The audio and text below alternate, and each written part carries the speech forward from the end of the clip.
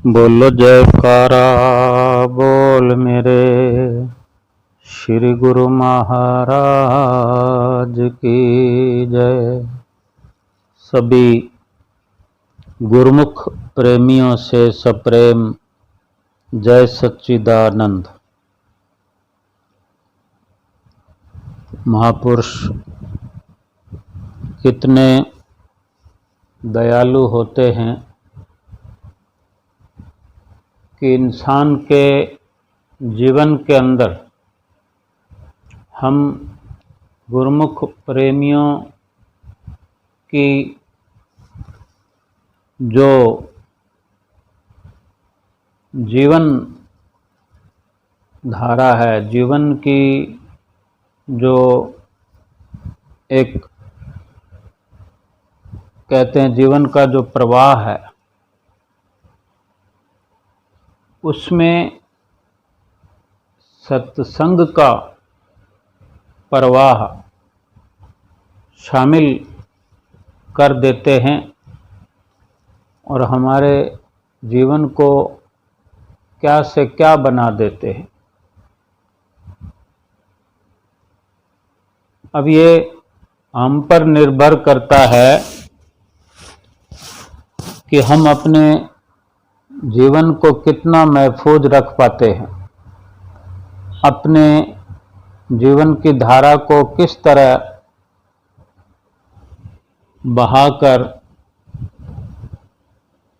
सत्संग का किस तरह लाभ लेकर उसमें मोह और माया की आंधियों से, तूफानों से बच के निकल सकते हैं। सत्संग का प्रवाह हो हमारे जीवन में, भगवान नाम का सहारा हो। इस कलियुग के अंदर संत रूप में जो परम ब्रह्म परमेश्वर हमें मिले हैं, उनका हाथ हमारे शीश पे हो तो कोई कारण नहीं कि हम इस कली काल में रास्ता भटक जाएं, दुखों वाली अवस्था में पहुंच जाएं, मोह माया की दलदल में फंस जाएं। लेकिन अगर हमारी कार्रवाई गलत हो, हमसे भूल हो जाए, भूल हो रही हो, जो परम ब्रह्म परमेश्वर का हाथ हमारे शीश पर है और रहेगा, उनकी बख्शी हुई नाम की दौलत भी हमारे पास है और सत्संग का जो प्रवाह हमारे जीवन के प्रवाह के साथ मिला हुआ है, इतना सब होने पर अगर हम अपनी कार्रवाई को अमली ना बना सकें, इन सब का फायदा ना उठा सकें, तो फिर ये स्वर्णिम समय लाभ का जो है वो नुकसान में बदल सकता है। फिर से 84 लाख योनियों में जाना पड़ सकता है, जो अपने आप में बहुत ही दुख की बात है। क्योंकि जिसके हाथों पारसमणि लगी हो और वो कंगाल जैसा जीवन व्यतीत करे, तो इससे बड़ा कोई दुख नहीं हो सकता। संसार के अंदर जीवन यापन करते हुए कितनी कुर्बानी हम करते हैं। कहने को तो रात और दिन मेहनत करते हैं, किस लिए करते हैं? कि हम सुखी हो जाएं, हमारा शरीर स्वस्थ रहे, हमारा परिवार सुखी रहे, सब स्वस्थ रहें, दुनिया में हमारा नाम रहे, सब हमको जाने पहचाने।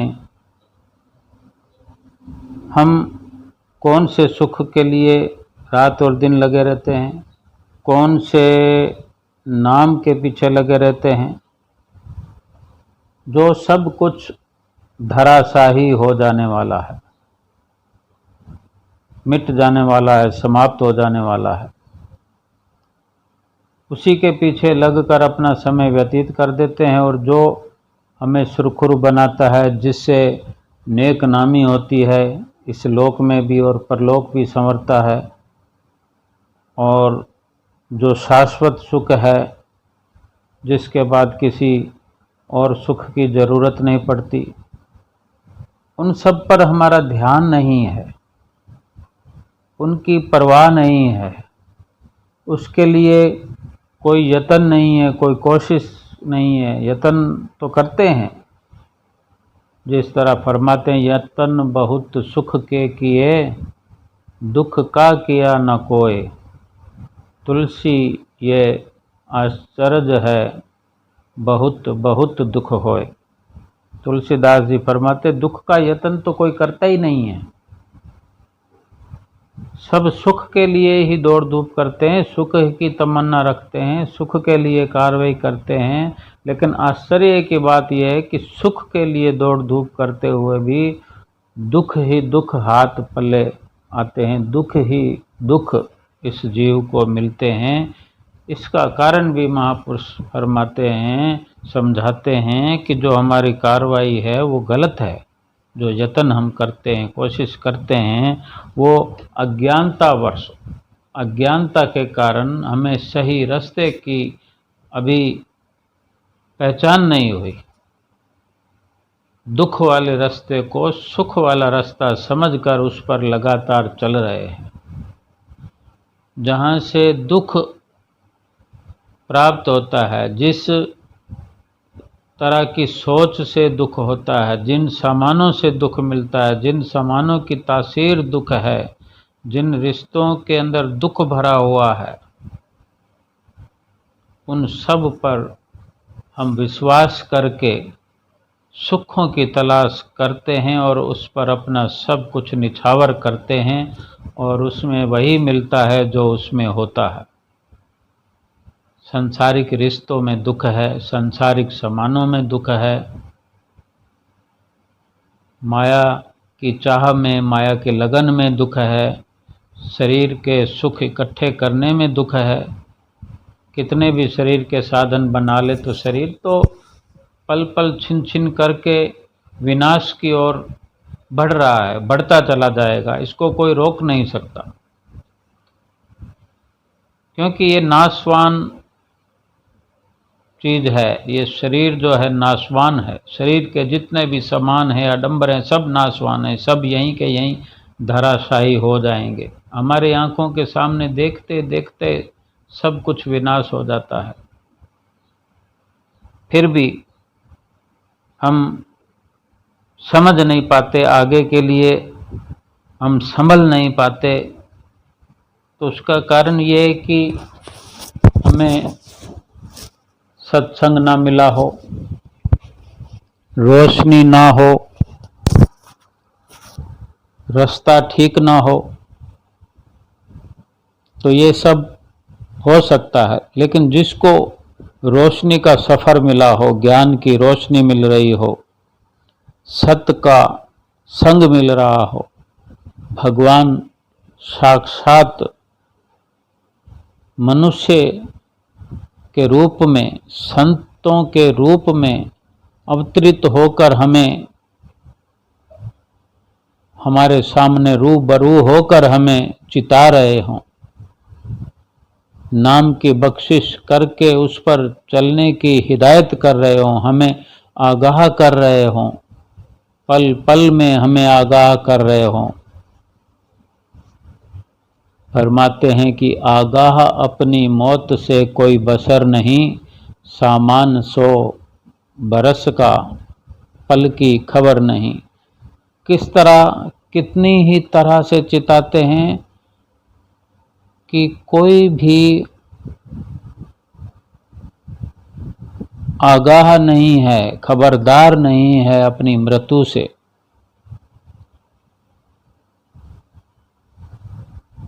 जो सामान एकत्र कर रहे हैं हम सैकड़ों वर्षों के लिए और जन्म जन्मांतरों के लिए, पुश्तों के लिए एकत्र करना चाहते हैं हम सब कुछ, लेकिन क्या हम ये विचार करते हुए सब कुछ एकत्र करें, हर वस्तु को अख्तियार करें, ये सोचते हुए कि ये सामान की मियाद बहुत लंबी हो सकती है, एक बिल्डिंग की मियाद लंबी हो सकती है, लेकिन हम जिस बिल्डिंग में रहते हैं उस बिल्डिंग में हम जो रहने वाले हैं, हमारे रहने की मियाद कितनी है, पल पल भर का भरोसा नहीं है।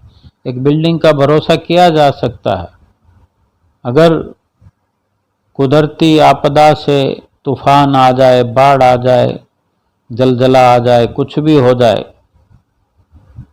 तो भी समय लगता है एक भवन को गिरने में, मान सकते हैं उसका विनाश होने में कुछ समय लगता है, लेकिन इंसान के जीवन का तो इतना भी आंख झपकने का भी समय तक नहीं लगता, इतने में ही इंसान का जीवन समाप्त हो जाता है। इतने से जीवन के लिए 100 सालों के समान की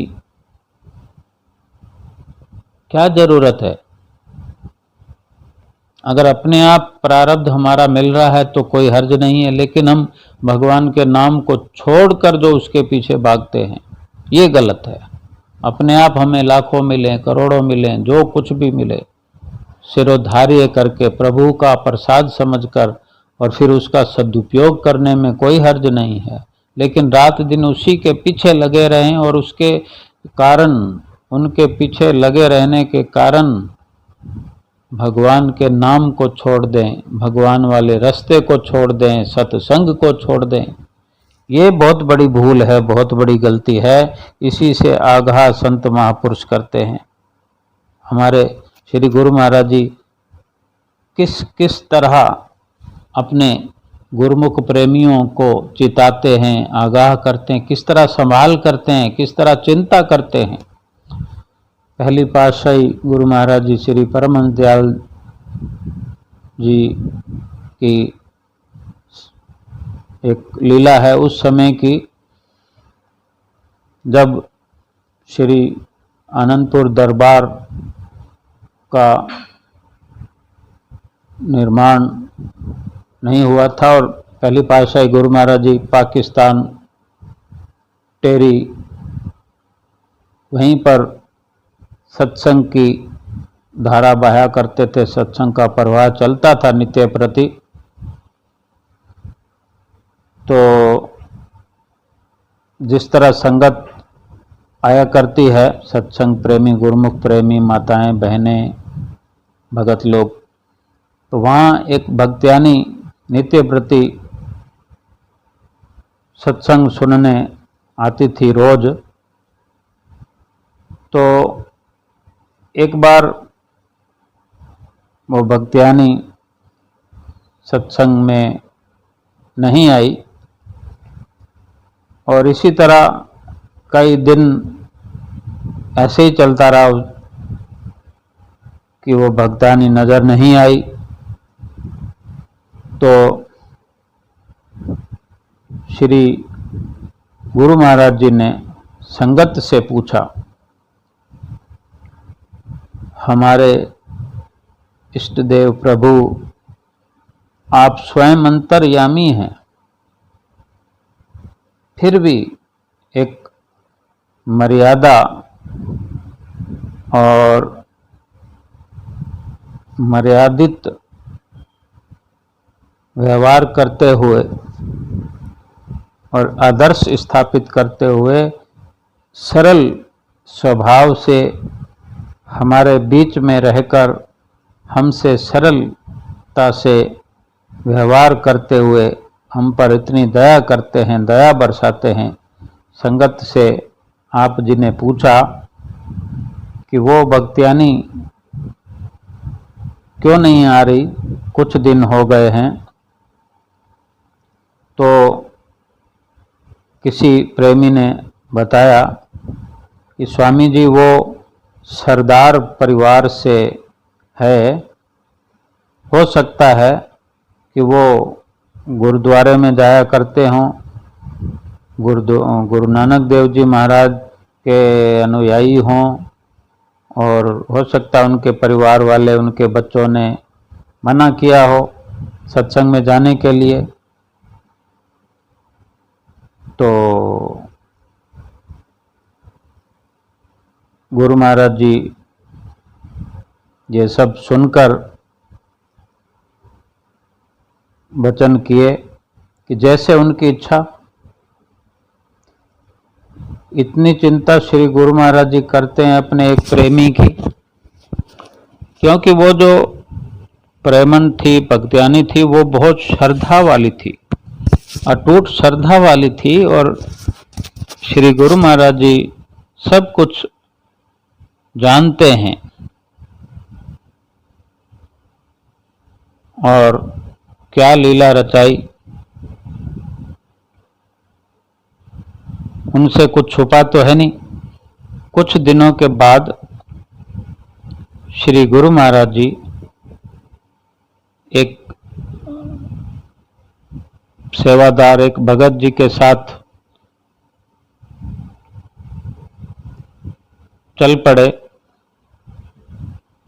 और चलते चलते एक फोटोग्राफर की दुकान पे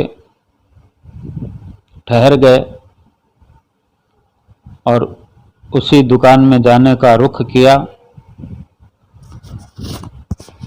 और दुकान पर पहुंच गए, दुकान के अंदर दाखिल हुए और जो साथ में भगत जी थे वो कहने लगे कि ये जो दुकानदार है ये उस भक्तियानी का बेटा है। फोटोग्राफर जो दुकान में था भगत, वो उस भक्तियानी का बेटा था जो भगत जी ने बताया श्री गुरु महाराज जी को। और जैसे श्री गुरु महाराज जी दुकान के अंदर प्रवेश किए तो वो जो भगत जी थे थोड़ा सरल स्वभाव, कुछ शर्मीले थे और संतों को देखकर थोड़ा अदब से सिर उनका झुका। और इतने में श्री गुरु महाराज जी ने वचन किए कि आपकी माता जी, भगत जी, आपकी माता जी बहुत दिनों से सत्संग में नहीं आ रही, सब ठीक तो है? कोई शारीरिक स्वास्थ्य में कोई कमी तो नहीं? माता जी ठीक तो हैं? तो वो सर झुकाकर भगत जी बोले, जी सब कुछ ठीक है। फिर श्री गुरु महाराज जी ने पूछा कि सब कुछ ठीक है तो वो आपकी माता जी नित्य प्रति सत्संग में आया करती थी, तो कई दिनों से वो सत्संग में क्यों नहीं आ रही? अब वो भगत जी बड़े भोले थे,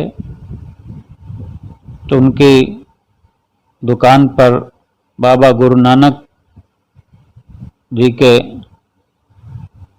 कैलेंडर की तरफ देखकर, कैलेंडर पर गुरु नानक देव जी महाराज जी का जो स्वरूप था उसकी ओर देखकर बोले पंजाबी के अंदर कि असी तां इन्हां बाबा जी नूं मनदे हां, यानी हम तो इन बाबा जी को, गुरु नानक देव जी की तरफ इशारा करके कहा कि इन बाबा जी को हम तो मानते हैं,